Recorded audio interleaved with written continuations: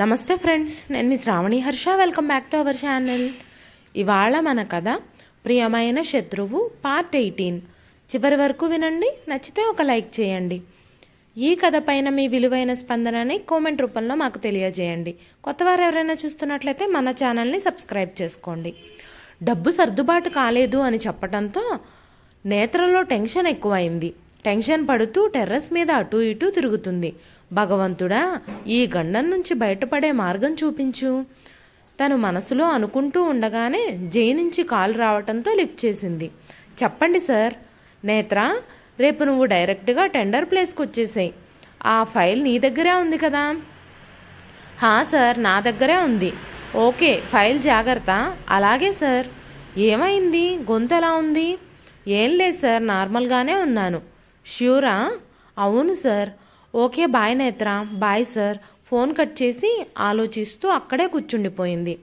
ఉదయం జరిగిన గొడవకే కాంతం నేత్రని ఇంటి నుంచి బయటకు ఎలా పంపించాలా అని ఆలోచిస్తుంది. అది చాలదన్నట్టు ఇప్పుడు ఆపరేషన్కి డబ్బు అడ్జస్ట్ కాలేదు అన్న విషయం కాంతం కోపాగ్నికి ఆజ్యం పోసినట్టు అయ్యింది. ఆ విషయం నేత్రకు అర్థమవుతూనే ఉంది. కానీ మామయ్యని ఎలా కాపాడుకోవాలి అన్న ఆలోచన తప్ప ఇంకేం తన మైండ్లోకి రావడం లేదు. తనకి ఆ ఆలోచనలతో అక్కడే నిద్రపోయింది. ఉదయాన్నే ఇంటి పనులన్నీ చేసి హడావిడిగా ఆఫీస్కి బయలుదేరింది. నేత్ర అలవాటు ప్రకారం పనులు చేసుకుంటూ పోతుందే కానీ మనసు మాత్రం వాళ్ళ మామయ్య గురించే ఆలోచిస్తుంది. ఆలోచనలో ఉన్న తను కారు ఆగటంతో ఆలోచనల నుంచి తేరుకొని చుట్టూ చూసింది. ఏదో కొత్త ప్రదేశంలా అనిపించటంతో కంగారుగా డ్రైవర్ వైపు చూసింది. బాబాయ్, టెండర్ ఆఫీస్కి తీసుకెళ్ళమన్నాను కదా. అతను వెనక్కి తిరిగి చూశాడు. ఎవరు మీరు? మా డ్రైవర్ ఎక్కడా? కూల్ మేడం, మా విశ్వాసార్ మీతో మాట్లాడాలంట. ఒక్క నిమిషం వెయిట్ చేయండి. డ్రైవర్ కారు దిగి వెళ్ళిపోయాడు. నేత్ర అయోమయంగా చూస్తూ ఉండగానే విశ్వ కారు డోర్ తీసి తన పక్కనే కూర్చున్నాడు. సార్, ఏంటిది? టెండర్ వేసే టైం అవుతుంది, నన్ను వెళ్ళనివ్వండి. వెళ్దువులే నేత్ర, నిన్ను తీసుకొచ్చిందే జై ఈ టెండర్ సబ్మిట్ చేయకుండా ఉండడానికి. నేత్ర అయోమయంగా చూస్తూ ఉండిపోయింది. చూడు బ్యూటీ, నీకో ఎక్స్క్లూజివ్ ఆఫర్ ఇస్తున్నాను. మీ మామయ్య ఆపరేషన్కి 2 రోజులే టైం ఉంది. సో నీతి నిజాయితీ అని బెట్టు చేయక ఆ టెండర్ డీటెయిల్స్ నాకు ఇచ్చి మీ మామయ్య ఆపరేషన్కి కావలసిన డబ్బు తీసుకువెళ్ళు. సార్, ఇంతకుముందు మీకు చెప్పాను నేను ఇలాంటి పనులు చెయ్యను అని.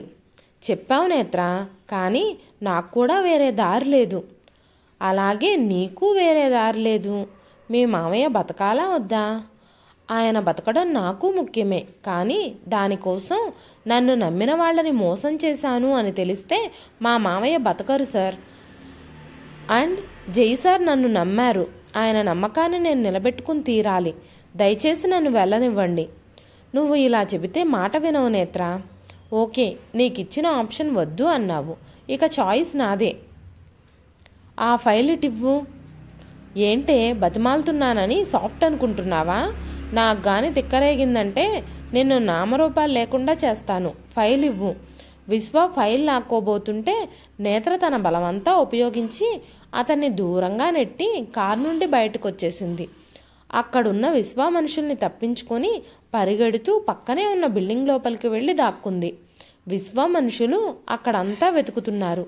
ఏం చేయాలో అర్థం కాని పరిస్థితిలో బ్యాగులో నుండి మొబైల్ తీసి జై నెంబర్కి కాల్ చేసింది. జై, అజయ్ అప్పటికి అరగంట నుండి నేత్ర కోసం ఎదురు చూస్తున్నారు. జై కాల్ చేసినా నేత్ర లిఫ్ట్ చేయకపోవడంతో దగ్గరలోనే ఉందేమో అనుకొని మళ్ళీ కాల్ చేయలేదు తనకి. ఇంతలో నేత్ర మొబైల్ నుండి కాల్ వచ్చి తను లిఫ్ట్ చేసి మాట్లాడేలోపే కట్ అయ్యింది. జై, ఏమైందిరా? ఎప్పుడూ ఫోన్ చేయని నేత్ర ఇప్పుడు తనే స్వయంగా ఫోన్ చేసిందంటే తనేదో ప్రమాదంలో ఉంది. అజయ్, ఏమంటున్నావు? నేత్ర ఇప్పుడు ఎక్కడుంటుంది? అది నేను తెలుసుకుంటాను. నువ్వు ఒక పని చెయ్యి. ఏం చేయాలో అజయ్కి వివరంగా చెప్పి పెన్ డ్రైవ్ చేతిలో పెట్టి అక్కడి నుంచి కారులో బయలుదేరాడు జై. జైకి కాల్ చేసి మాట్లాడేలోపే విశ్వ తన చేతిలో ఫోన్ పగలగొట్టి జుట్టు పట్టుకుని బయటకు లాక్కొచ్చి పడేశాడు. తనతో పాటు ఫైల్ కూడా దూరంగా ఎగిరిపడింది.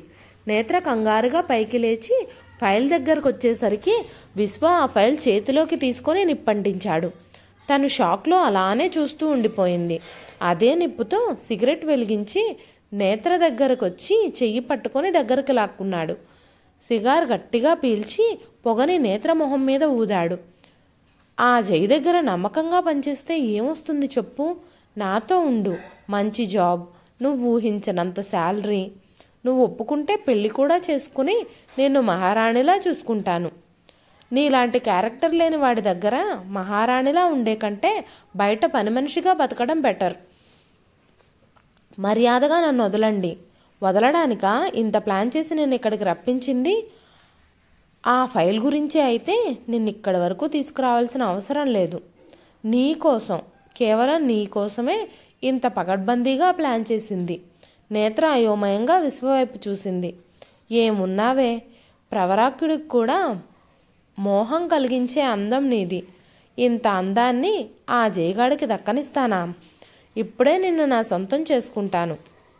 విశ్వ ఉద్దేశం అర్థం చేసుకున్న నేత్రకి ఏం చేయాలో అర్థం కాలేదు. విశ్వ చేతి నుండి విడిపించుకోవడానికి ట్రై చేస్తూ ఉంది. కోపంగా తన చెంప మీద కొట్టాడు విశ్వ. నేత్ర కింద పడిపోయింది. దగ్గరికి వచ్చి తన చెయ్యి పట్టుకుని లేపాడు.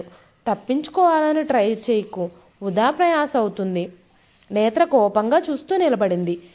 విశ్వ తన్ని దగ్గరికి తీసుకోబోతుండగా కింద పడినప్పుడు చేతికి దొరికిన గాజు ముక్కతో విశ్వ సెన్సిటివ్ పార్ట్ మీద గుచ్చటంతో బాధతో నేత్ర చేతిని వదిలి 2 కాళ్ల మధ్య చేతులు అడ్డంగా పెట్టుకున్నాడు. అతన్ని దూరంగా తోసేసి అక్కడి నుంచి పరిగెత్తింది. అడ్డుగా వచ్చిన రౌడీలిద్దరినీ చేతికి దొరికిన కర్రతో ఇష్టం వచ్చినట్టు చితకబాదింది. అక్కడి నుంచి పారిపోయింది. మిగిలిన రౌడీలు నేత్ర వెంట పరిగెత్తబోతుండగా విశ్వ వాళ్ళని పిలిచాడు. రేయ్, దాని సంగతి తర్వాత చూసుకోవచ్చు, ముందు నన్ను హాస్పిటల్కి తీసుకెళ్ళు. సరే బాస్. అందరూ కలిసి విశ్వని కారులో పడుకోబెట్టి హాస్పిటల్కి బయలుదేరారు. వెనుక విశ్వ మనుషులు వస్తున్నారేమో అన్న కంగారులో నేత్ర రోడ్డుపైకి వచ్చిన విషయం కూడా గమనించకుండా పరిగెడుతూనే ఉంది. ఆ కంగారులో ఎదురుగా వస్తున్న కార్ని గమనించకుండా ఆ కార్ని గుద్దుకొని కింద పడి స్పృహ తప్పిపోయింది. నేత్ర తలకి అయిన గాయానికి కట్టుకట్టి ఇంజెక్షన్ ఇచ్చి బయటకు వచ్చింది డాక్టర్. జై ఆతృతగా దగ్గరకు వచ్చాడు. డాక్టర్, ఎలా ఉంది? She is fine. భయంతో స్పృహ తప్పినట్టుంది. కాసేపట్లో స్పృహలోకి వస్తుంది. Thank you doctor. జై లోపలికి వచ్చి నేత్ర పక్కనే కూర్చున్నాడు. ప్రశాంతంగా నిద్రపోతూ కనిపించింది. నేత్ర తన కార్ని గుద్దుకొని పడిపోవడం, జై తన్ని హాస్పిటల్కి తీసుకురావడం అన్నీ గుర్తు చేసుకుంటూ నేత్ర చెయ్యి పట్టుకున్నాడు. మొదటిసారి నేత్రని చూసిన సంఘటన గుర్తొచ్చింది తనకి. అప్పుడు నేత్రమోహంలో ఏ అమాయకత్వం అయితే కనిపించిందో ఇప్పుడు అదే అమాయకత్వం కనిపిస్తుంది. తన చెయ్యి పట్టుకుని ముద్దు పెట్టుకునేంతలో అజయ్ డోర్ తీసుకొని లోపలికి వచ్చాడు. జై పైకి లేచి నిలబడ్డాడు. ఎలా ఉందిరా? పర్లేదు. ఆ విశ్వగాడి సంగతి ఏమైంది? వాడు హాస్పిటల్లో ఉన్నాడంటరా. వాడికేమైంది? అదే తెలియదు. అక్కడ నాకు తెలిసిన డాక్టర్ ఉన్నాడు, అతన్ని కనుక్కోమని చెప్పాను. కాసేపట్లో ఫోన్ చేస్తాడు. నేత్రకి మెలకువ రావటంతో ఇద్దరూ తన వైపు చూశారు. చుట్టూ చూసి తను హాస్పిటల్లో ఉన్న విషయం అర్థమయ్యి జైని చూసి రిలాక్స్గా ఊపిరి తీసుకుంది. Netra, are you okay? Okay sir. అసలు ఏం జరిగింది? జైని చూస్తూ జరిగిందంతా తనకి చెప్పింది. ఈడియట్, ఇంతకి తెగించాడా? వాణ్ణి వదిలిపెట్టను. అవసరం లేదులే సార్, వాడికి ఇవ్వాల్సింది గట్టిగా ఇచ్చాను. మళ్ళీ నా జోలికి రాడులేండి. ఏం చేశావు? ఇద్దరూ ఒకేసారి అడిగారు. ఇంతలో అజయ్ ఫోన్ రింగ్ అవటంతో పక్కకి వచ్చి ఫోన్ లిఫ్ట్ చేసి మాట్లాడాడు. అవతల వ్యక్తి చెప్పిన మాటలు విని షాక్లో నేత్రని చూస్తూ జై దగ్గరికి వచ్చి తన చెవిలో విషయం చెప్పాడు. జై ఆశ్చర్యంగా నేత్ర వైపు చూశాడు. ఏమైంది సార్? ఆ విశ్వగాడిని ఏం చేశావు? మీకు తెలిసే ఉంటుంది కదా, మళ్ళీ ఎందుకు అడుగుతున్నారు? వామ్మో నేత్ర, నువ్వు మామూలు దానివి కాదు. నేత్ర నవ్వుతూ జై వైపు చూసింది. ఇప్పుడు ఆయన ఎలా ఉన్నారు సార్? ఎలా ఉంటాడు? వాడు అదృష్టం బాగుండి త్రుటిలో ప్రమాదం తప్పి బయటపడ్డాడు. లేదంటే జీవితాంతం సంసారానికి పనికిరాకుండా పోయేవాడు. ఆడదాన్ని బలవంతంగా అనుభవించాలని చూసేవాడికి అదే సరైన శిక్ష సార్. అవును, ఇప్పుడు ఆయన నా మీద కేసు పెట్టరు కదా. అప్పుడు నన్ను నేను కాపాడుకోవాలి అనే టెన్షన్లో అలా చేశాను. ఆయన కానీ కేసు పెడితే మా అత్తకు విషయం తెలిసి నన్ను ఇంట్లో నుంచి గెంటేస్తుంది. భయంగా ఉంది సార్. జై నవ్వుతూ తన పక్కనే కూర్చున్నాడు. డోంట్ వర్రీ, నేను చూసుకుంటాలే. Thanks sir. నా వల్ల మీ టెండర్ కూడా పోయింది. ఎవరు చెప్పారు టెండర్ పోయిందని? ఆ టెండర్ మనకే వచ్చింది. ఎలా సార్? ఆ ఫైల్ విశ్వా గారు కాల్ చేశారుగా. ఆ టెండర్ డీటెయిల్స్ పెన్ డ్రైవ్లో సేవ్ చేశాను నేత్ర. ఆ పెన్ డ్రైవ్ ద్వారానే టెండర్ సబ్మిట్ చేశాను. Thank God. నా వల్ల మీకు నష్టం జరిగిందేమో అని చాలా గిల్టీగా అనిపించింది సార్. నీ వల్ల నాకెప్పుడూ నష్టం జరగదు నేత్ర. Your my luck. నేత్ర ఆశ్చర్యంగా జై వైపు చూసింది. ఈ టెండర్తో మన కంపెనీ నెంబర్ 1 పొజిషన్కి వచ్చింది. హో, కంగ్రాట్స్ సార్. Thank you. చాలాసేపటి నుంచి అజయ్ ఇద్దరిని చూస్తూ నిలబడ్డాడు. ఏంటి అజయ్ అలా చూస్తున్నావు? ఏం లేదు, మీ ఇద్దరిని చూస్తుంటే చాలా ఆశ్చర్యంగా ఉంది. ఇంతకుముందు నేత్ర నీతో మాట్లాడడానికి కూడా ఇబ్బంది పడేది, కానీ అప్పుడంటే వేరు సార్. నేను ఆఫీస్లోకి అడుగు పెట్టగానే స్టాఫ్ అంతా నన్ను భయపెట్టారు. కానీ సార్తో దగ్గరగా ట్రావెల్ అయితే కానీ తెలియలేదు ఆయన ఎలాంటి వారో. అవునా, ఎలాంటివాడు? Smart and dynamic businessman. అందరూ అనుకునేంత చెడ్డవాడైతే కాదు. జై నవ్వుతూ నేత్ర వైపు చూశాడు. అవునా? నిజం సార్. విశ్వా గారు పైకి చాలా బుద్ధిమంతుడిలా కనిపిస్తాడు, కానీ అతని బిహేవియర్ చాలా వల్గర్గా ఉంది. అసలు మీకు వాడికి పోలికే లేదు సార్. వాడి సంగతి నేను చూసుకుంటాలే. నువ్వు ఇంటికి వెళ్ళి రెస్ట్ తీసుకో. వద్దు సార్, ఇంటికి వెళితే ఈ నొప్పి కన్నా ఆ నొప్పి ఎక్కువ అవుతుంది. గుండెల మీద చెయ్యి వేసుకొని చెప్తుంది. కానీ ఈ పరిస్థితిలో నువ్వు వర్క్ చేయలేవు. పర్లేదు సార్, ఆయనంతవరకు చేస్తాను. సరే, నీ ఇష్టం, రా వెళ్దాం. జై క్యాబిన్లో ఫోన్ మాట్లాడుతున్నాడు. అజయ్ ఏదో ఫైల్ చూస్తూ తనలో తానే నవ్వుకుంటున్నాడు. జై తనని గమనించి ఫోన్ కట్ చేసి దగ్గరకొచ్చి నిలబడ్డాడు. ఏంట్రా నీలో నువ్వే నవ్వుకుంటున్నావు? ఫ్యూచర్లో నీ పరిస్థితి ఎలా ఉంటుందా అని తలుచుకుంటే నవ్వు ఆగడం లేదురా. నా ఫ్యూచర్కి ఏమైంది? నేత్రను పెళ్లి చేసుకుంటే ఏదో ఒకరోజు ఆ విశ్వాగాడికి పట్టిన గతే నీకు పడితే నీ పరిస్థితి ఏంటి? రేయ్ నిన్ను! జై కోపంగా దగ్గరికి రావటంతో అజయ్ నవ్వుతూ పక్కకు పరిగెత్తాడు. జై, ఎందుకన్నా మంచిది బెడ్రూమ్లో ఉన్నప్పుడు గార్డ్ పెట్టుకో, జస్ట్ ఫర్ సేఫ్టీ అంతే. జై కోపంగా వచ్చి అజయ్ చేయి పట్టుకుని వెనక్కి మడిచాడు. నీకు కామెడీగా ఉందా? అయ్యో కాదురా, ఫ్రెండ్గా జాగ్రత్త చెప్తున్నాను అంతే. ఆ విశ్వాగాడి అదృష్టం బాగుండి తప్పించుకున్నాడు, లేదంటే జీవితాంతం సుఖ సంసారం లేక ఎంత బాధ అనుభవించేవాడు. నీకు అలా జరగకూడదు అని. రేయ్, వాడికి నాకు పోలికేంటి? నేనేమైనా నేత్రని బలవంతం చేస్తున్నానా?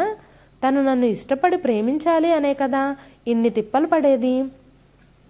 అవుననుకో, ఫ్యూచర్లో తను నిన్ను ఇష్టపడి మీ ఇద్దరికీ ఎప్పుడన్నా గొడవయ్యి పొరపాటున తను... రే అజయ్, అయిపోయావురా నా చేతుల్లో. చేతికి దొరికిన వస్తువులన్నీ తీసి అజయ్ మీదకి విసురుతున్నాడు జై. అజయ్ వాటిని తప్పించుకొని నవ్వుతూ కనిపించటంతో జై కోపం ఇంకా పెరిగిపోతుంది. అజయ్ కాలర్ పట్టుకుని కొట్టబోతూ ఇద్దరూ స్లిప్ అయి కింద పడ్డారు. అతని గొంతు పట్టుకొని తన మీద కూర్చున్నాడు. రేయ్, చచ్చేలా ఉన్నాన్రా, వదులు. సారీ చెప్పి ఇంకెప్పుడు అలా అనను అని చెప్పు, అప్పుడు వదిలేస్తా.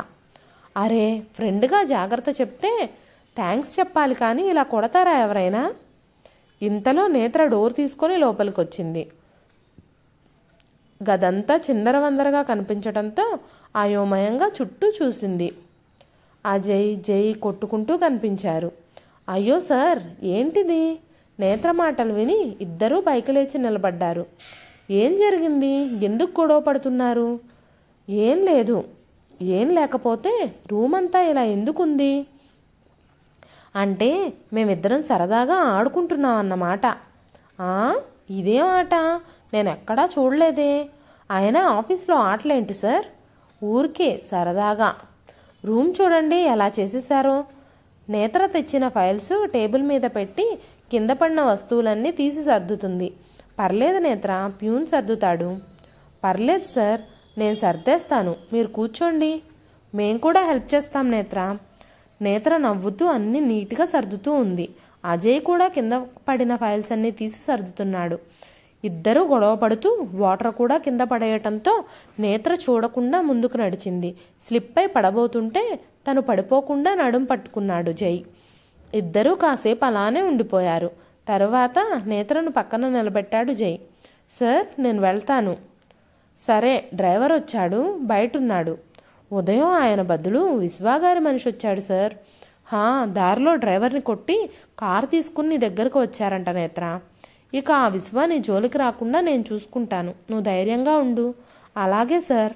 నేత్ర అక్కడి నుంచి బయటకు వెళ్ళిపోయింది. అజయ్, రేపు ఒక బొకే తీసుకురారా, ఆ విశ్వాని కలిసొద్దాం.